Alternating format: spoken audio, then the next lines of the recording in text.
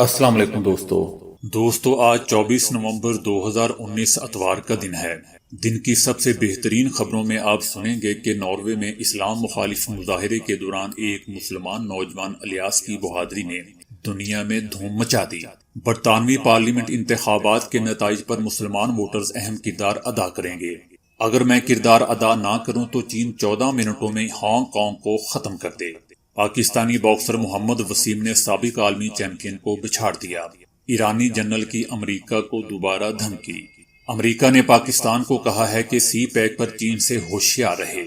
سی pack game changer سمجھنے والے منصوبے سے صرف چین کو ہی فائدہ ہوگا، امریکہ کی دہائی۔ آصف علی زرداری کا جیل کی بجائے ہاسپٹل میں زیر علاج رہنے کے پیچھے کیا راز ہے؟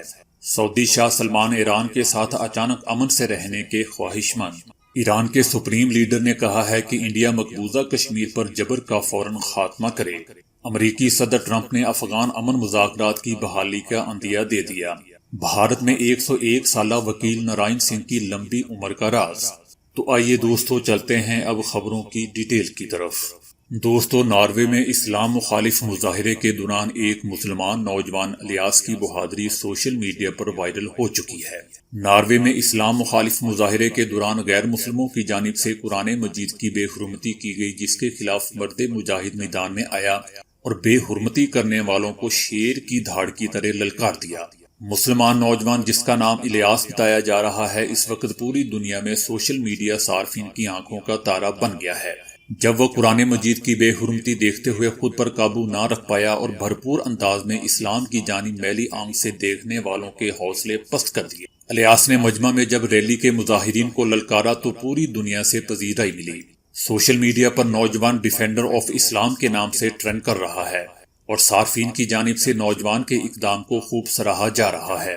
دوستو، ادھر برطانوی پارلیمنٹ کے آئندہ ماہ منعقد ہونے والے انتخابات کے لیے امکان ظاہر کیا جا رہا ہے کہ 30 سے زائد انتخابی حلقوں کے نتائج مسلمان ووٹرز کے فیصلے پر منحصر ہیں۔ مسلم کونسل آف برطانیہ کی جانب سے جاری کردہ ریسرچ کے مطابق مسلمان ووٹ کل 31 نشستوں پر فیصلہ کن ثابت ہوگا۔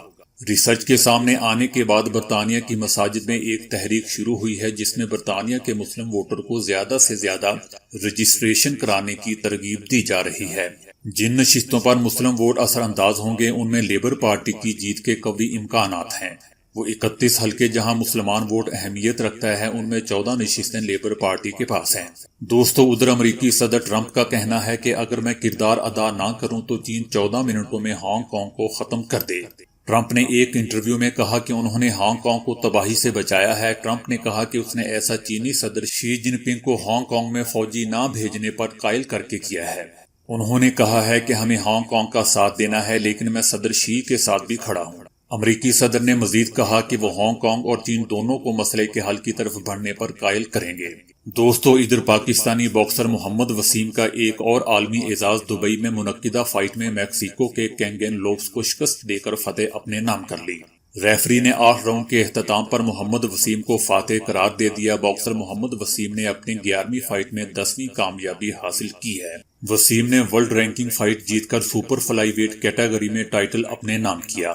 باکسر محمد وسیم سے ہارنے والا 3 مرتبہ WBC لائٹ فلائٹ ویٹ کا عالمی چیمپئن رہ چکا ہے۔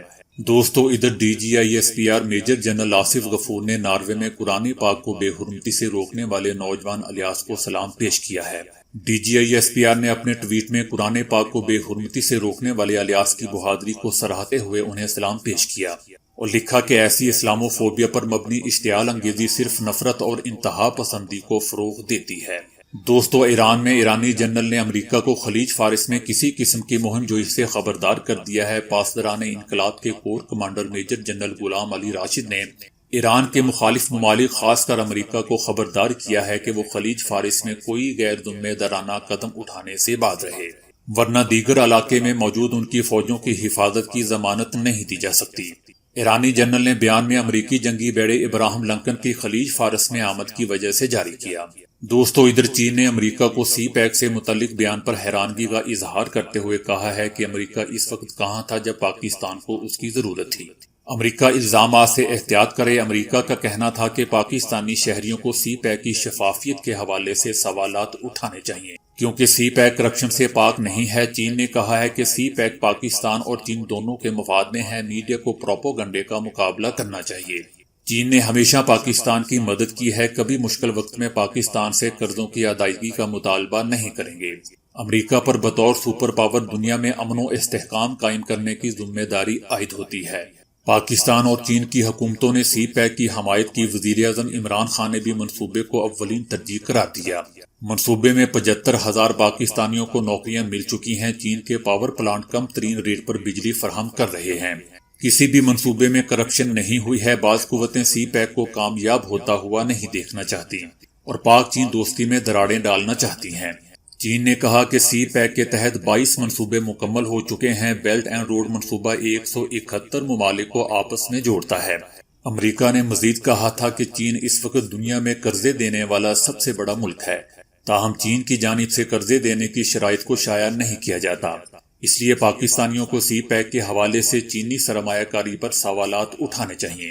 امریکہ کے مطابق سی پیک کی وجہ سے پاکستانی معیشت کو اس وقت نقصان پہنچے گا جب 4 سے 6 سال بعد پاکستان کو قرضوں کی مد میں ادائیگیاں کرنا پڑیں گی، اور اگر یہ ادائیگیاں مؤخر بھی کر دی گئیں تب بھی یہ پاکستان کی معاشی ترقی پر تلوار کی طرح لٹکتی رہیں گی۔ دوستو، ایک اور بیان میں امریکہ نے کہا ہے کہ گیم چینجر سمجھے جانے والے منصوبے سے صرف چین کو فائدہ ہوگا۔ امریکہ نے گزشتہ روز پاکستان کو خبردار کیا تھا کہ اگر چین نے انفراسٹرکچر کا اپنا بڑا منصوبہ جاری رکھا تو اسے طویل المیعاد اقتصادی نقصان ہوگا، جس میں فائدہ بہت کم ملے گا۔ پاک چین اقتصادی راہداری، جسے ایشیا کے دونوں ممالک گیم چینجر منصوبہ قرار دیتے ہیں، صرف چین کو فائدہ دے گا۔ امریکہ نے ایک بہتر ماڈل کی پیشکش کی ہے۔ سی پیک کا مطلب امداد نہیں ہے۔ امریکہ نے کہا ہے کہ اربوں ڈالرز کے منصوبے میں غیر روایتی قرضے دیے جا رہے ہیں، باوجود اس کے کہ پاکستان میں بے روزگاری بڑھ رہی ہے۔ چینی کمپنیاں اپنے ہی مزدور اور سامان بھیج رہی ہیں۔ امریکہ کا مزید کہنا ہے کہ یہ راہداری پاکستانی معیشت کو بہت بڑا نقصان پہنچانے والی ہے، بالخصوص ایک ایسے وقت میں جب بہت زیادہ ادائیگیاں اگلے 4 سے 6 برسوں میں شروع ہو جائیں گی۔ دوستو، ادھر پاکستان میں آصف علی زرداری ان دنوں ہاسپٹل میں زیر علاج ہیں، تاہم وہ ہاسپٹل میں کیوں ہیں، اس کے پیچھے ایک واقعہ کار فرما ہے۔ معروف صحافی ڈاکٹر شاہد مسعود کے مطابق سابق صدر ایک دن صبح نہ اٹھ سکے بلکہ دن کے 2 بجے تک سوتے رہے تھے، جس پر جیل حکام کو تشویش ہوئی۔ حکام نے آصف علی زرداری کو چیک اپ کیا تو وہ گلوکوز کم ہونے کے سبب غنودگی میں چلے گئے تھے۔ جیل حکام نے آصف علی زرداری کو گلوکوز لگایا، جس کے بعد انہیں ہاسپٹل منتقل کیا گیا۔ میڈیکل بورڈ نے ان کو مکمل آرام کا مشورہ دیتے ہوئے نقل و حرکت کرنے سے منع کر دیا ہے۔ آصف علی زرداری کو ذاتی معالج رکھنے کی اجازت نہیں ہے۔ ان کی کمر اور گردن میں بھی درد برقرار ہے، جس کے لیے ان کی خصوصی فزیو تھراپی جاری ہے۔ پارٹی نے احتساب عدالت کو درخواست کی تھی کہ انہیں کراچی منتقل کیا جائے، لیکن اسے مسترد کر دیا گیا تھا۔ بلاول بھٹو زرداری کے مطابق آصف زرداری طبی بنیادوں پر ضمانت کے لیے نہیں تیار، تاہم ان کو راضی کرنے کی کوشش کی جا رہی ہے۔ دوستو، ادھر سعودی شاہ سلمان ایران کے ساتھ امن سے رہنے کے خواہش مند ہیں، ساتھ ساتھ اپنے دفاع کے لیے بھی باخبر ہیں۔ شاہ سلمان نے ایران پر زور دیا ہے کہ وہ اپنے جارحانہ نظریے کو ترک کر دیں۔ انہوں نے ایران میں جاری حالیہ پرتشدد مظاہروں کی طرف اشارہ کرتے ہوئے کہا کہ ایرانی پالیسیوں کے نتیجے میں اس کی اپنی ہی عوام کو نقصان پہنچ رہا ہے۔ ہمیں امید ہے کہ ایرانی حکمران حکمت عملی کا راستہ اختیار کرتے ہوئے عالمی سطح پر اپنی پالیسیوں پر غور کریں گے۔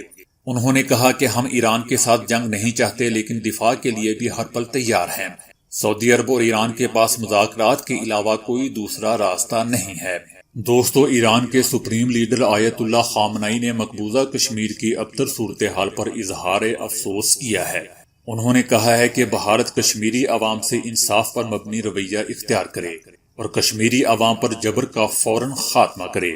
دوستو، ادھر امریکی صدر ٹرمپ نے افغان امن مذاکرات کی بحالی کا عندیہ دے دیا ہے۔